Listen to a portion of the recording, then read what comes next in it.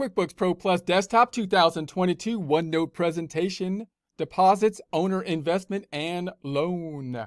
Let's get into it with Intuit's QuickBooks Pro Plus Desktop 2022.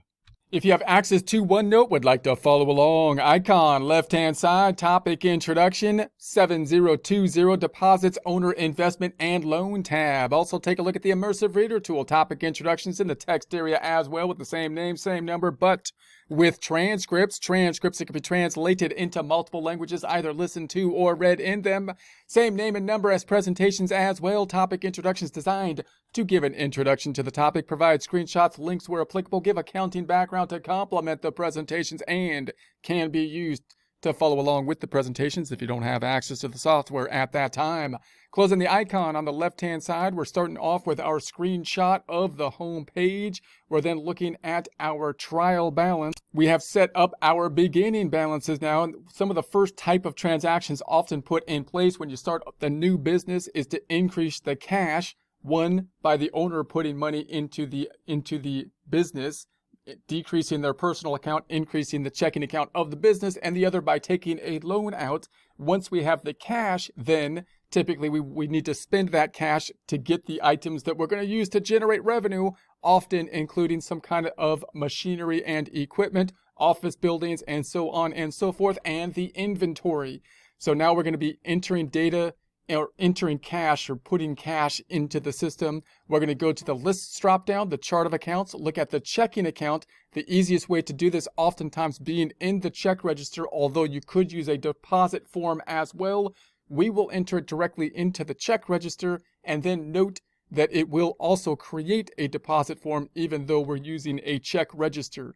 Check register looking like this. We're going to be setting up our deposit. The owner, that's going to be us putting the money in. It's going to be on the deposit side of things. And then the other account that's going to be impacted is going to need to be some type of equity, which we could put straight into the owner equity account, or we might want to put up some other account, which would be like an owner investment account. That's less common than using a draws type of account. In other words, when you take money out of the business, you typically use oftentimes another account called draws, or if it was a corporation, you'd call it basically the dividends that would be coming out.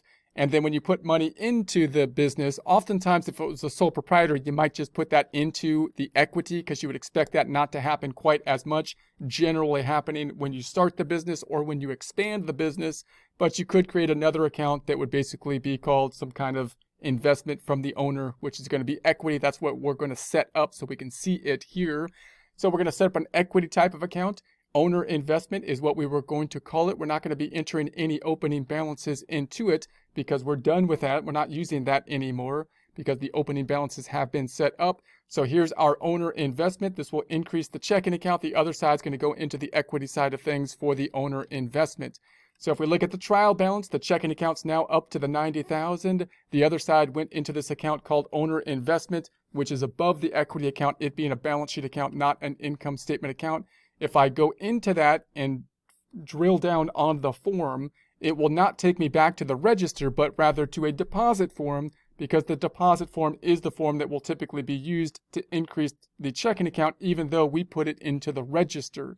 So here's the deposit form. Here's the deposit form means it's going into the checking account. The other side going into owner investment, $65,000. So then we're going to do this again. This time we're going to get more money by taking a loan out. We're going to say that the loan's going to come from Chase. So we're going to go back into the check register. We're going to enter the deposit as of 1/2/22. Chase is going to be the person we're getting the loan from, not exactly a vendor. You might put it as other when you're setting up the type of entity, not a customer, not a vendor, really other. $50,000 in the deposit side of things. It's going to go into loan payable, is going to be the liability account. So then when we go back to our trial balance, we're up to the $140,000 in the checking account now, and the other side there went to the $72,000 loan. So now we've got money from us putting money in, we've got money from us taking a loan out, which we can now use to buy stuff that we're hopefully going to be able to generate revenue off of, that including furniture and equipment and inventory oftentimes. If I was to drill down on that checking account and that last transaction, it would not take me back to the register, but rather to a deposit type of form, the deposit form is what will typically be used when there's an increase to the checking account, even if you didn't data input it into the deposit form, but rather put it directly into the checking account. If we thought about this in terms of journal entries, these are our beginning balances we left off last time, and we would just simply increase the checking account by us, the owner, putting money from our personal checking into the business. That would be a debit to the checking account, $65,000, credit to the owner investment account, which would look like this: the $25,000 going up by the $65,000. There's the $90,000 in the checking. The owner investment going from 0 up in the credit direction, $65,000 to $65,000. The general ledger was at $25,000 for the checking, went up by $65,000 to $90,000. The owner investment was at 0. It went up in the credit direction, $65,000 to $65,000.